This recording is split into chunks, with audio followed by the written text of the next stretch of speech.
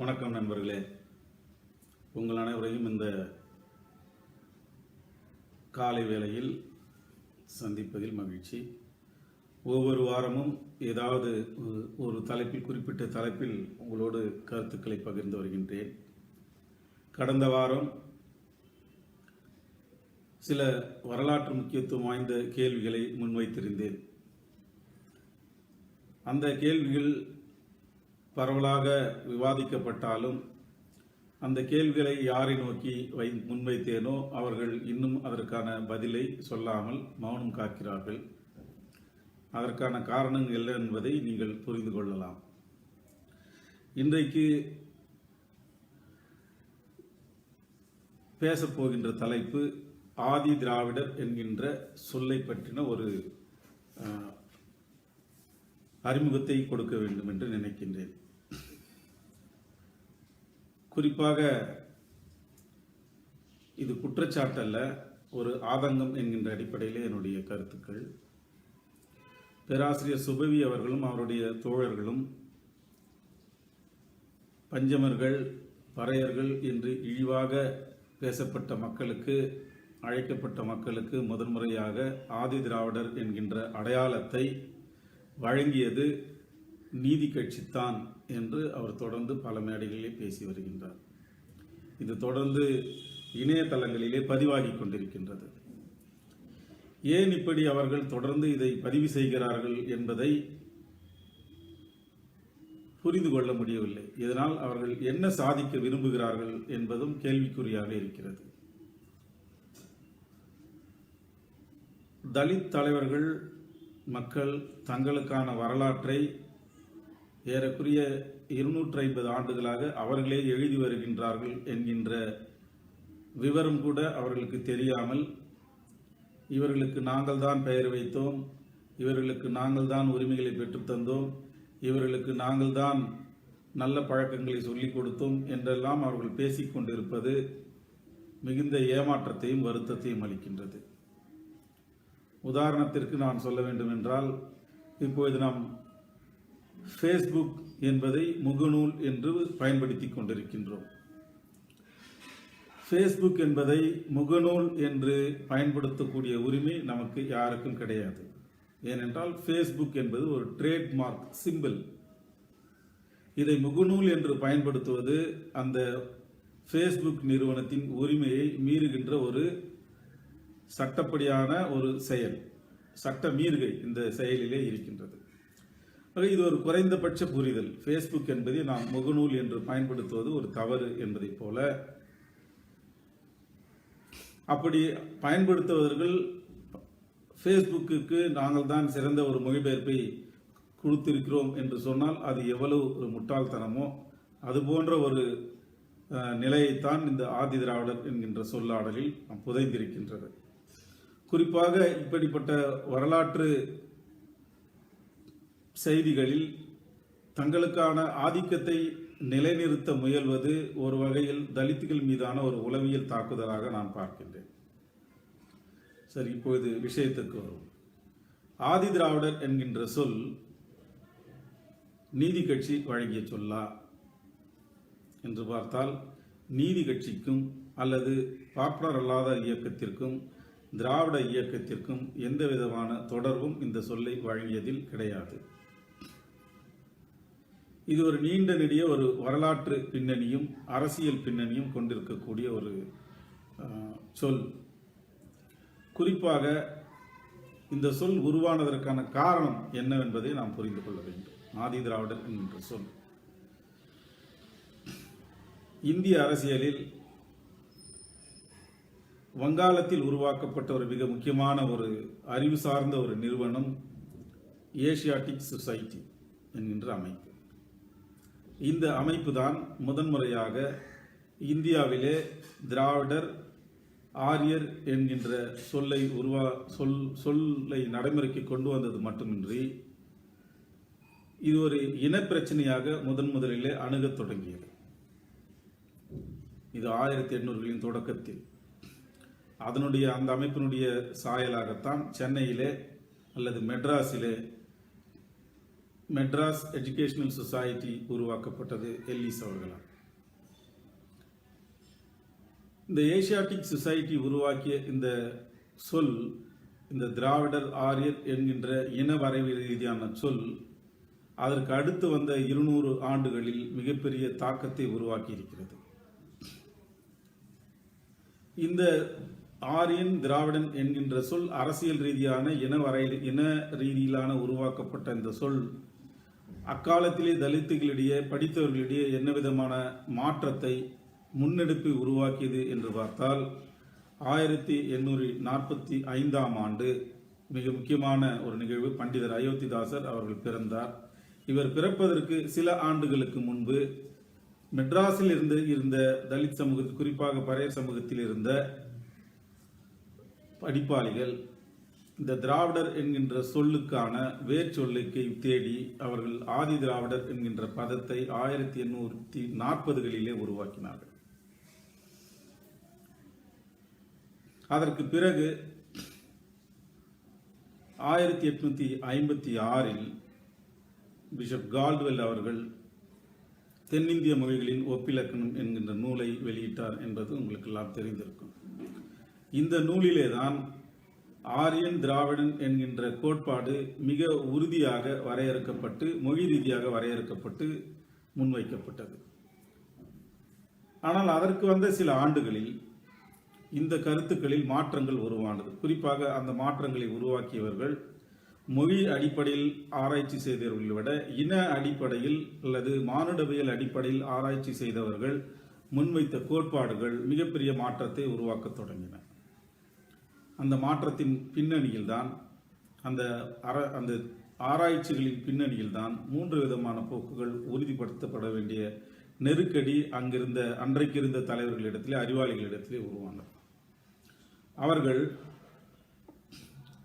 1845ஆம் ஆண்டு எப்படி, 45க்கு முன்பு எப்படி ஆதி திராவிடர் என்கின்ற சொல் புழக்கத்திற்கு வந்ததோ அதே போல 1856க்கு பிறகு திராவிடர் என்கின்ற சொல் பண்பாட்டு ரீதியில் முன்னெடுக்கப்பட தொடங்கியது. அந்த சொல்லை தனக்கான அடையாளமாக முதலில் முன்னெடுத்தவர்களும் அன்றைக்கு இருந்த சென்னையில் இருந்த பறையர் சமூகத்தை சேர்ந்த தலித் முன்னோடிகள் தான். அவர்கள் அதை முன்னெடுத்தார்கள். அந்த அடிப்படையில் தான் அவர்கள் திராவிட பாண்டியன் என்கின்ற இதழை ரெவரண்ட் ஜான் ரத்தன் அவர்கள் தொடங்கினார். அதே நேரத்தில் அவரே 1887ஆம் ஆண்டுக்கு பிறகு திராவிடர் கழகம் என்கின்ற கழகத்தையும் அவர் தொடங்கினார். இந்த ஆதி திராவிடர் என்கின்ற பதமும் திராவிடர் என்கின்ற பதமும் தலித் தலைவர்களால் முன்னெடுக்கப்பட்ட போது தலித் அல்லாத அல்லது பார்ப்பனர் அல்லாதவர்களிடையே இயங்கி வந்த இயக்கங்கள் முழுக்க சாதி அடிப்படையிலான இயக்கங்கள். எனவே இந்த 2 சொல்லையும், திராவிடன் ஆதி திராவிடன் என்ற 2 சொற்களையும் தமக்கான அடையாளங்களாக இந்திய சமூகத்தில் முதலாக ஏற்றுக்கொண்டவர்கள் சென்னை மாகாணத்தில் இருந்த பறையர்கள், குறிப்பாக தலித் தலைவர்கள், முன்னோடிகள் என்று சொல்லலாம். அதற்கு பிறகுதான் 1890இல் மிகப்பெரிய ஒரு மாற்றம் இந்திய அரசியலிலே நிகழத் தொடங்கியது. உங்களுக்கெல்லாம் தெரியும், 1885ஆம் ஆண்டு காங்கிரஸ் தொடங்கப்பட்டது. அந்த இயக்கம் தொடங்கப்பட்டதற்கான அரசியல் பின்னணி என்பது தனிப்பட்ட முறையில் இருந்தாலும், தனி நோக்கத்தோடு இருந்தாலும், 1887இல் சென்னை மாகாணத்தில் அறிமுகப்படுத்தப்பட்ட உள்ளாட்சி தேர்தல்கள் தான் காங்கிரஸ் உருவானதற்கு அடிப்படை காரணம். அதிகாரத்தை கைப்பற்ற வேண்டும் என்று பார்ப்பனர்களும் பார்ப்பனர் அல்லாதவர்களும் ஒன்றிணைந்து உருவாக்கிய அந்த இயக்கத்தில் தொடக்கத்திலேயே தலித்துகளுக்கு பங்கு அளிக்கப்படவில்லை. அந்த காரணத்தினால்தான் சென்னையிலே முதன்முறையாக திராவிடர் கழகம் என்கின்ற அமைப்பும், பிறகு பண்டிதர் அவர்கள் 1892இல் திராவிட மகாஜன சபை என்கின்ற அமைப்பையும் உருவாக்கினார். இப்படி திராவிடர் என்கின்ற அடையாளத்தை படித்தவர்களில் ஒரு பிரிவினர் எடுத்துக்கொண்டதைப் போலவே அன்றைக்கு இருந்த படித்தவர்களும் செல்வம் மிக்கவர்களுமாயிருந்த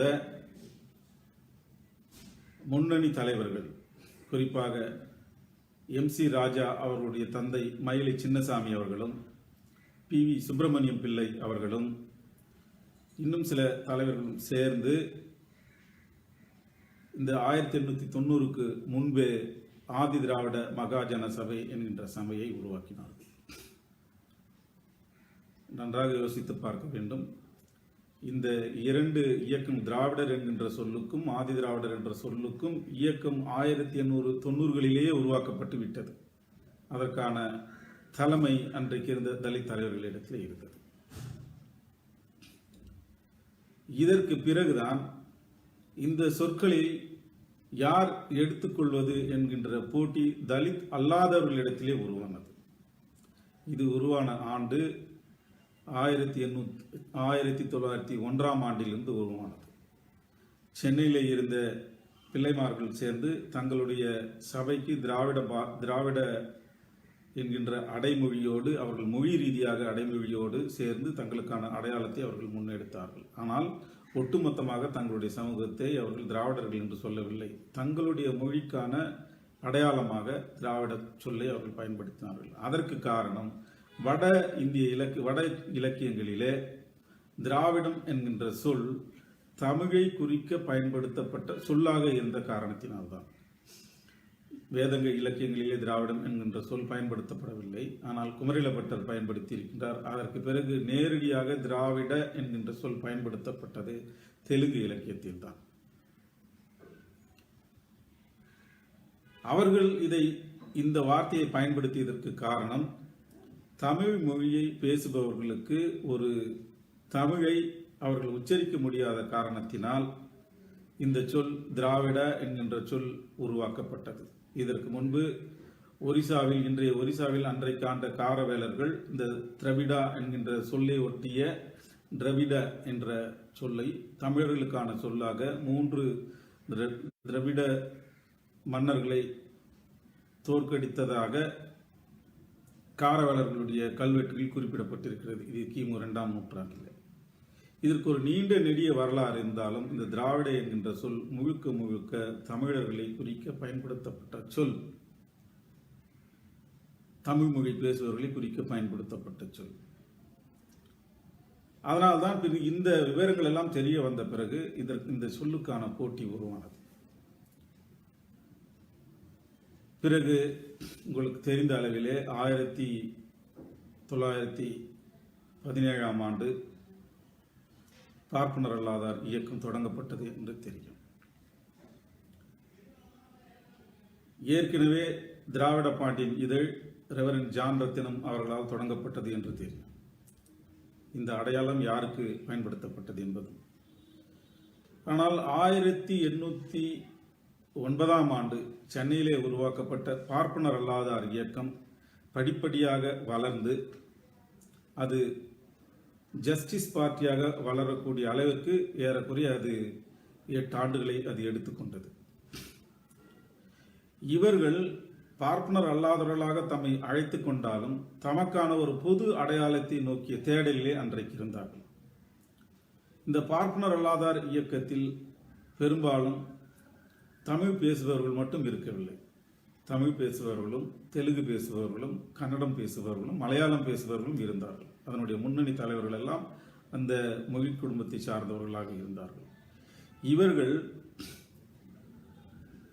இந்த சென்னை மாகாணம் என்று சொல்லப்பட்ட இந்த இடத்திலே இருக்கக்கூடிய மக்களை அடையாளப்படுத்துவதற்கு, மொழி ரீதியாக அடையாளப்படுத்துவதற்கு சில அடையாளங்களை முன்னெடுத்தார்கள். அப்படி அவர்கள் உருவாக்கிய அடையாளங்களில் மிக முக்கியமானது திராவிடன் என்கின்ற அடையாளம். அவர்கள் தான் பார்ப்பனர் அல்லாதார் இயக்கம் தான் முதன்முறையாக அந்த அடையாளத்தை தனக்கான அடையாளமாக எடுத்துக்கொண்டது. அதே நேரத்தில் பார்ட்டியும் ஜஸ்டிஸ் என்கின்ற பத்திரிகையும் ஆந்திர பிரகாசிகை என்கின்ற பத்திரிகையும் அவர்கள் தொடங்கிக் கொண்டார். இந்த நேரத்தில் அரசியல் முக்கியத்துவம் பெரிதாக உருவாக்கப்படவில்லை. ஏனென்றால் இந்த பார்ப்பனர் அல்லாதார் இயக்கம் உருவாக்கப்பட்ட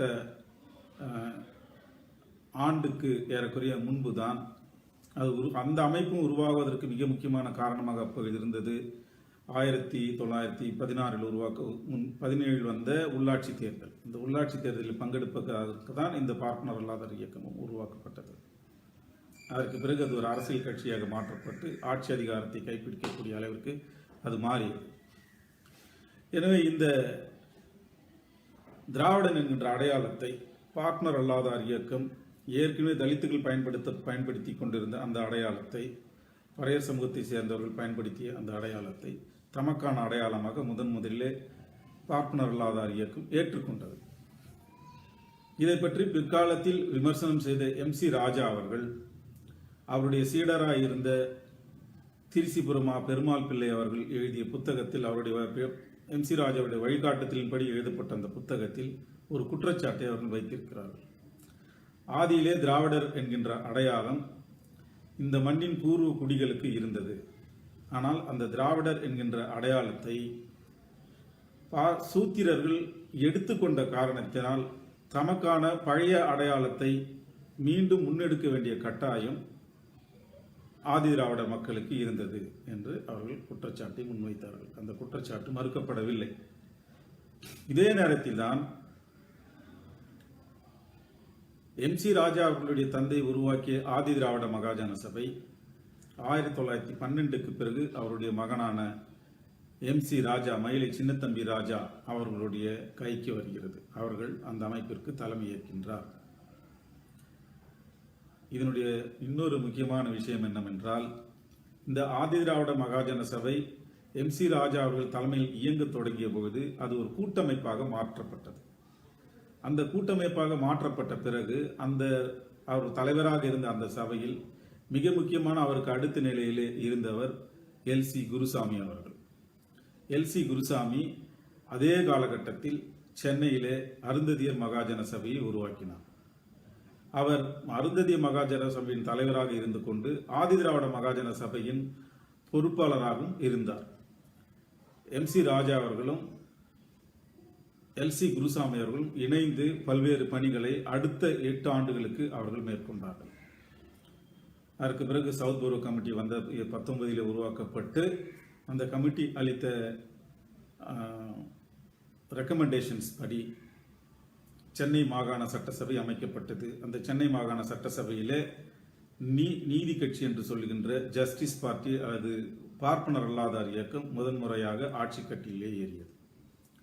அப்பொழுது ஆட்சி கட்டிலே ஏறிய பொழுது பஞ்சமர்களின் சார்பாக அல்லது ஆதி திராவிடர்களின் சார்பாக ஒருவர் அமைச்சராக நியமிக்கப்பட வேண்டும் என்கின்ற காரணத்தினால்தான் MC ராஜா அவர்கள் 6 மாத காலம் அந்த மந்திரி பொறுப்பிலே இருந்தார். அப்பொழுது பல்வேறு பிரச்சனைகள் சென்னை சட்டசபையிலே கொண்டு வரப்பட்டன, சென்னை மாகாண சட்டசபையிலே கொண்டு வரப்பட்டன.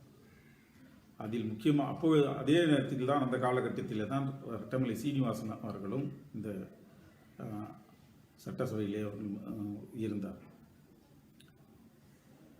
இந்த ஆதி திராவிடர் என்கின்ற சொல்லி ஏற்கனவே பார்ப்பனர் அல்லாதார் இயக்கம் எடுத்துக்கொண்ட காரணத்தினால் திராவிட மகாஜன சபையை தொடங்கிய பண்டிதர் அயோத்திதாசர் அவர்கள் மறைந்து ஏறக்குறைய 6 ஆண்டுகள் ஆன காரணத்தினால், அந்த இயக்கத்தை தொடர்வதற்கான முன்னணி தலைவர்கள் இல்லாத காரணத்தினால், திராவிடன் என்கின்ற அடையாளத்தை பூர்வ குடிகள் மீண்டும் முன்னெடுக்க முடியாத நிலை உருவான காரணத்தினால் பிற்காலத்தில் இந்த ஆதி திராவிடர் என்கின்ற சொல்லுக்கும் ஒரு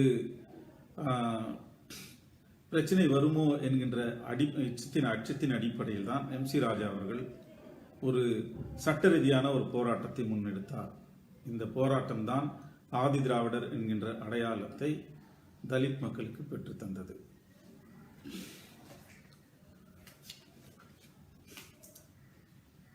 சென்னை மாகாண சட்டசபையிலே 1920ஆம் ஆண்டு 22ஆம் ஆண்டு ஜனவரி மாதம் 20ஆம் நாள் இந்த வரலாற்று சிறப்புமிக்க தீர்மானம் முன்மொழிக்கப்பட்டது. இந்த தீர்மானத்தை முன்மொழிந்தவர் MC ராஜா அவர்கள், மயிலை சின்னத்தம்பி ராஜா அவர்கள். அப்பொழுது ஆதி திராவிட மகாஜன சபையின் தலைவராக இருக்கின்றார். அதே நேரத்தில் பிற்காலத்தில் ஆல் இண்டியா டிப்ரெஸ்ட் கிளாஸ் ஃபெடரேஷனையும் அவர் உருவாக்கினார்.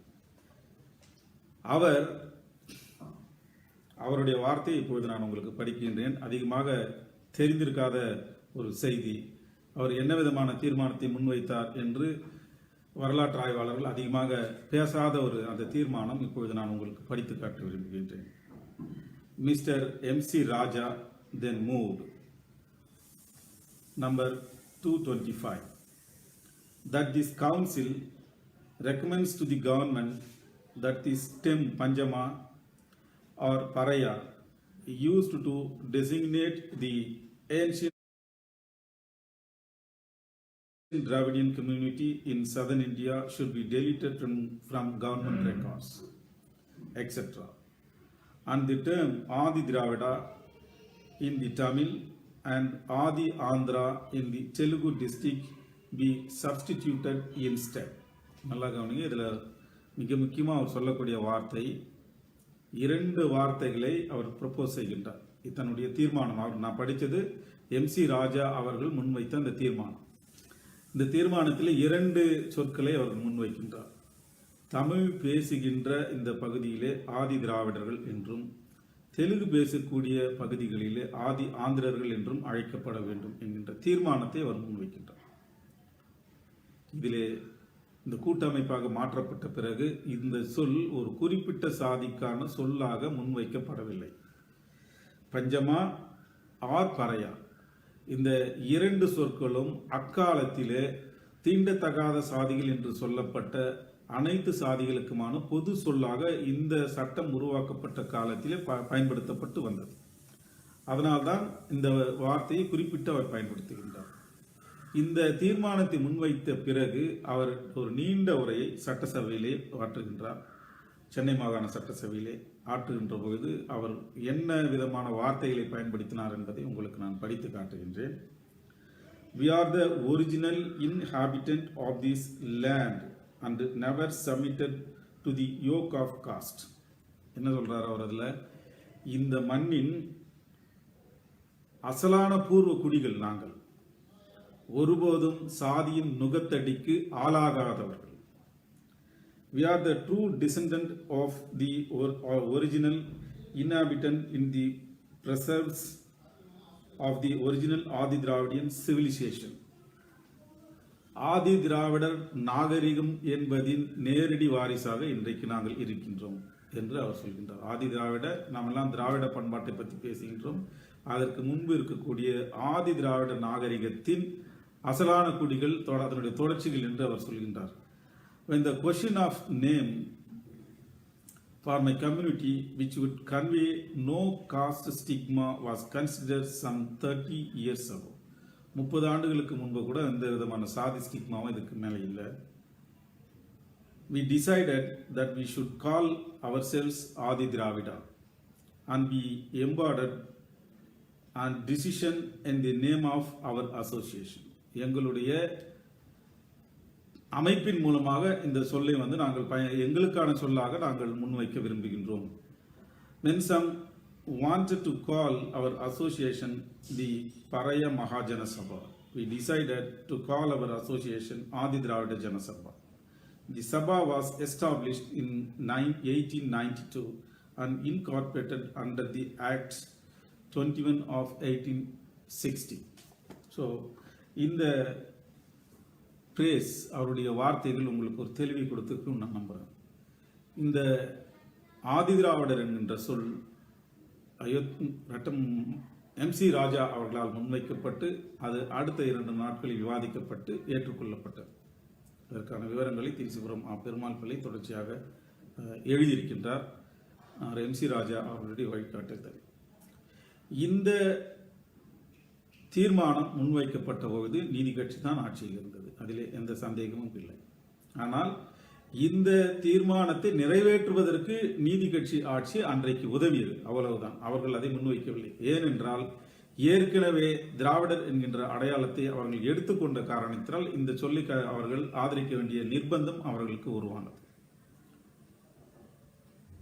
இந்த காலகட்டத்தில் தான் ஏறக்குறைய 1920 தான் வெளிநாட்டில் போய் பணியாற்றி கொண்டிருந்த ரெட்டமலை சீனிவாசன் அவர்கள் நாடு திரும்பி பறையர் மகாஜன சபைக்கு பொறுப்பேற்றிருக்கின்றார். அவர் திரும்பி வருகின்ற வகையில் வருகின்ற வரையிலும் அந்த அமைப்பு உயிரோடு இருந்தது. அதற்கு பிறகு அவர் அந்த அமைப்புக்கு பொறுப்பேற்ற பிறகு அந்த அமைப்பின் சார்பாகத்தான் அவர் சட்டமன்றத்திலே அன்றைக்கு நுழைந்தார். இந்த சட்டம் MC ராஜா அவர்கள் கொண்டு வந்த இந்த சட்டம் ஆதி திராவிடர் என்கின்ற வார்த்தை இங்கு இருக்கக்கூடிய பூர்வ குடிகளை அழைப்பதற்கு பயன்படுத்தப்பட வேண்டும் என்று தீர்மானமான பிறகு அவரும் பின்பு 2 ஆண்டுகள் கழித்து ஆதி திராவிட மகாஜன சபை, சென்னை ஆதி திராவிட மகாஜன சபை என்கின்ற ஒரு அமைப்பை அவரும் உருவாக்கினார். ஆக அன்றைக்கு இருக்கக்கூடிய தலித் தலைவர்கள் அத்தனை பேரும், தலித் தலைவர்கள் மட்டுமல்ல, இந்த தீண்டத்தகாத சாதிகள் என்று பஞ்சமர்கள் என்று அழைக்கப்பட்ட அத்தனை சாதிகளுக்குமான பொது அடையாளமாக ஏற்றுக்கொள்ளப்பட்ட பிறகு இந்த தலித் குடியில் இருப்பவர்கள் தங்களுக்கான சட்டபூர்வமான அடையாளமாக ஏற்றுக்கொண்டார்கள். வரலாற்றில் முதன்முறையாக ஒரு குறிப்பிட்ட சாதி என்று இல்லாமல் தங்களுக்கான பொது அடையாளத்தை சட்டபூர்வமாக்கியவர்கள் தலித் தலைவர்கள். திராவிட பார்ப்பனர் அல்லாதார் இயக்கம் திராவிடர் என்கின்ற வார்த்தையை எடுத்துக்கொண்டாலும் அந்த வார்த்தையை அவர்களால் பொது சொல்லாக சட்டப்பூர்வமாக தங்களுக்கான சொல்லாக நிறுவ முடியவில்லை. அவ்வளவு தூரம் அவர்கள் அந்த சொல்லை ஒரு நேம் சேக் என்கின்ற அடிப்படையில் மட்டும்தான் பயன்படுத்தினார்களே தவிர உளப்பூர்வமாக அவர்கள் பயன்படுத்தவில்லை. அதுதான் காரணம். ஆக இந்திய வரலாற்றில் முதன்முறையாக ஒரு சட்டப்பூர்வமாக இந்த சொல் ஏற்றுக்கொள்ளப்பட்டது என்பதுதான் மிகச்சிறந்த ஒரு வரலாற்று நிகழ்வாக பார்க்கின்றேன். இந்த நிகழ்வை ஏதோ உயர் சாதி இந்துக்கள் தான் இவர்களுக்கான பெயரை சூட்டினார்கள் என்பது போல பேசுவதுதான் மிகுந்த ஒரு ஆச்சரியத்தையும் ஒரு வேதனையையும் தருகின்றது. ஆக இந்த சொல் பிற்காலத்தில் எப்படி பயன்படுத்தப்பட்டது என்பதை நாம் பார்த்தோமானால் இதற்கு அடுத்த ஒரு அரசியல் முக்கியத்துவம் கிடைத்தது. அது எப்பொழுது உருவானது என்றால் 1935ஆம் ஆண்டு scheduled caste and scheduled try என்கின்ற பட்டியல் இந்திய அரசமைப்பு சட்டத்தில் இணைக்கப்பட்ட பிறகு தமிழகத்தில் இருக்கக்கூடிய இந்த ஆதி திராவிட மக்களை எப்படி அழைப்பது என்கின்ற சிக்கல் வந்தபோதுதான் அந்த சிக்கலை முன்வைத்து அதை விவாதித்து அதற்கு தீர்வு கண்டவர் ரெட்டமலை சீனிவாசன் அவர்கள்தான் 1940 ஏறக்குறைய 35க்கும் 40க்கும் இடையில் உருவாக்கப்பட்ட கோவில் நுழைவு போராட்டங்களை கடுமையாக அவர் எதிர்த்து கொண்டிருந்தார். அதற்கு காரணம் நாங்கள் இந்துக்கள் அல்ல என்று விளக்கி ஒரு துண்டறிக்கையை அவர் வெளியிட்டார். அந்த துண்டறிக்கைக்கு தலைப்பு ஆலய பிரவேசம் ஆதி திராவிடர்களுக்கு அறிவிப்பு என்கின்ற ஒரு துண்டறிக்கையை வெளியிட்டார். அந்த துண்டறிக்கையிலே அவர் தெளிவாக ஒரு குறிப்பை உள் அடைப்புக்குள் ஒரு குறிப்பை சொல்கின்றார். அந்த குறிப்பிலே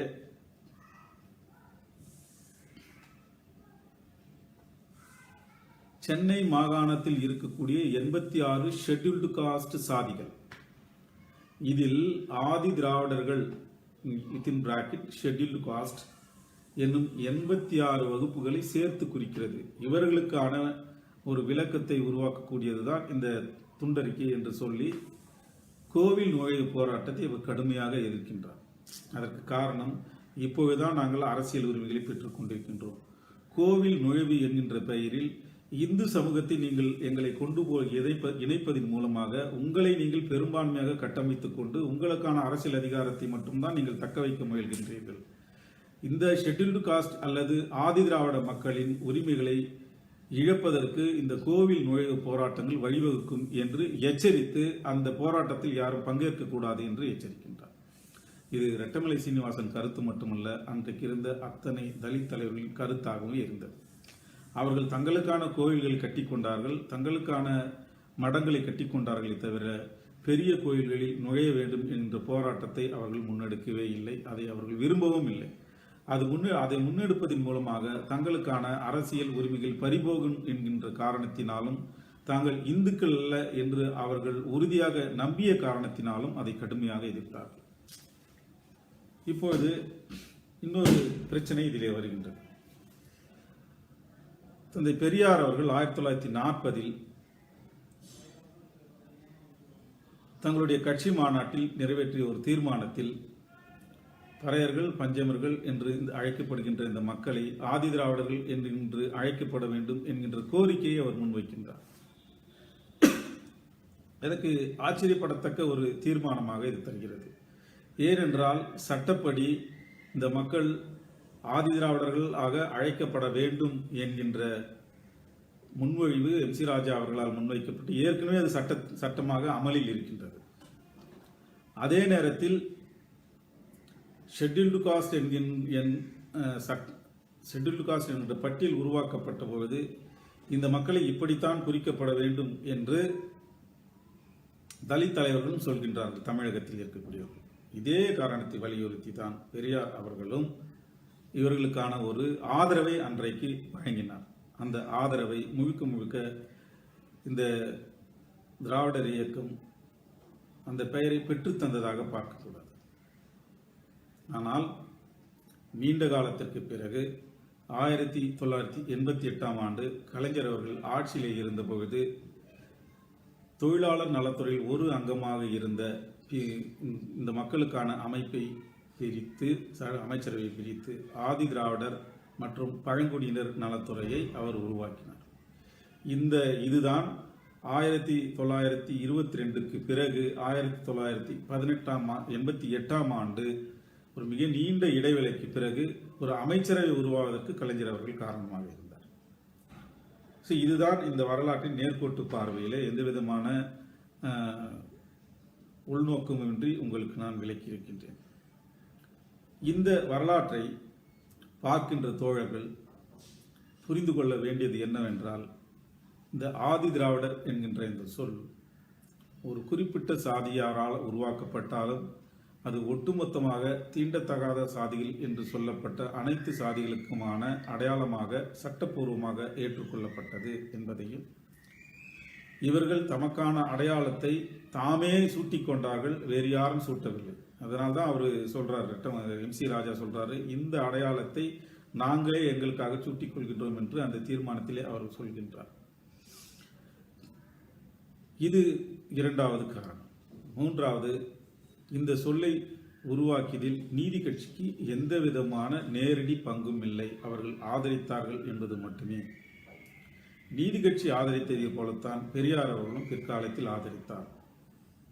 இந்த ஆதரவையே இவர்களுக்கு நாங்கள் தான் பெயர் சூட்டினோம் என்று பொது மேடைகளிலே பேசுவது எவ்வளவு ஒரு மோசமான ஒரு வரலாற்று திரிவு.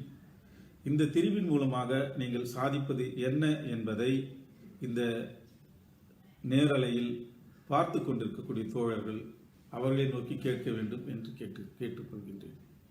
உண்மையிலேயே கடந்த 150 ஆண்டு கால இந்திய வரலாற்றில் இந்தியாவில் இருக்கக்கூடிய ஒட்டுமொத்த தலித்துகளின் அரசியல் வரலாற்றை தீர்மானிப்பதில் மிக முக்கிய பங்கை வகித்தது சென்னை மாகாணம், அல்லது குறிப்பாக தென்னிந்தியா என்று நாம் சொல்லலாம். அதே நேரத்தில் இந்திய வரலாற்றை மாற்றி அமைத்ததில் இதே நிலப்பரப்பு தான் மிக முக்கியமான பங்காற்றியது. அந்த பங்களிப்பிலே எல்லாம் தாமாகவே முன்வந்து மிகப்பெரிய சாதனைகளை எல்லாம் புரிந்தவர்கள் அன்றைக்கு இருந்த தலித் தலைவர்கள். அவர்களுடைய சாதனைகளை குறைத்து மதிப்பிடவும், அவர்களுடைய முன்னெடுப்புகளை தெரிந்து கொள்ளாத காரணத்தினால் இந்த மக்களுக்கு வரலாறே இல்லை, இவர்களுக்கான வரலாற்றை எல்லாம் நாங்கள் தான் கொடுத்தோம் என்கின்ற அளவிலே ஒரு பிரச்சாரத்தை முன்னெடுப்பதுதான் வேதனை அளிக்கிறது. இதை பார்க்கக்கூடிய பேராசிரியர் சுபை மட்டுமல்ல, அவரோடு பணியாற்றுகின்ற தோழர்களும் தங்களுடைய பிரச்சாரத்தை நிறுத்திக் கொள்ள வேண்டும் என்று நான் கேட்டுக்கொள்கின்றேன். தொடர்ந்து அவர்கள் அதுபோன்ற பிரச்சாரத்தை முன்னெடுப்பார்கள் என்று சொன்னால் அதற்கான காரணத்தையும் அவர்கள் முன்வைக்க வேண்டும். அதை விவாதிப்பதற்கு நாங்கள் தயாராக இருக்கின்றோம். இது இக்காலகட்டத்திலே திராவிட கட்சிகளுக்கும் தலித் கட்சிகளுக்கும் இடையிலான ஒரு மோதலாக பார்க்கப்பட வேண்டும் என்கின்ற அவசியம் கிடையாது. ஏனென்றால் அது அரசியல் தளத்திலே தீர்க்கக்கூடிய பிரச்சனைகள், வாக்குகளின் அடிப்படையிலே தீர்க்கக்கூடிய பிரச்சனைகள், அதற்கான தீர்க்கப்படுகின்ற களங்கள் வேறு. அந்த களத்திற்கும் இந்த களத்திற்கும் முடிச்சு போட்டு கூட்டணி பிரச்சனைகளை இதற்குள்ளே கொண்டு வரக்கூடாது, முடியாது என்பதையும் இங்கே நான் தெரிவித்துக் கொள்கின்றேன். இதற்கும் அதற்கும் சம்பந்தம் இல்லை. இது முழுக்க முழுக்க வரலாற்று தொடர்பான விஷயங்கள். ஏன் திரும்ப திரும்ப இதை சொல்கின்றேன் என்றால், தலித் மக்கள் தங்களுக்கான அரசியல் உரிமைகள், இடஒதுக்கீடு உரிமைகள் உட்பட சமூக உரிமைகள் அத்தனையும் அவர்களாகவே போராடி பெற்றிருக்கின்றார்கள். இந்த போராட்டம் நீண்ட நெடிய ஒரு மக்கள் திரளோடு பின்னணியோடும் அவர்களுடைய அறிவார்ந்த பங்களிப்பினாலும் மட்டும்தான் உருவாகி இருக்கிறது. இதற்கான ஆதரவை பிறர்கள் வழங்கியிருக்கின்றார்கள். அந்த ஆதரவையே தமக்கான ஒரு அதிகாரமாக மாற்றுவது என்பது ஒரு வரலாற்று மோசடி. இந்த மோசடியை நீங்கள் நிறுத்திக் கொள்ள வேண்டும். இதை பார்க்கின்ற தோழர்கள் அவர்களிடத்திலே உங்களுடைய கருத்துக்களை நீங்கள் பதிவு செய்ய வேண்டும் என்று கூறி இந்த நேரலையை நிறைவு செய்கின்றேன். நன்றி, வணக்கம்.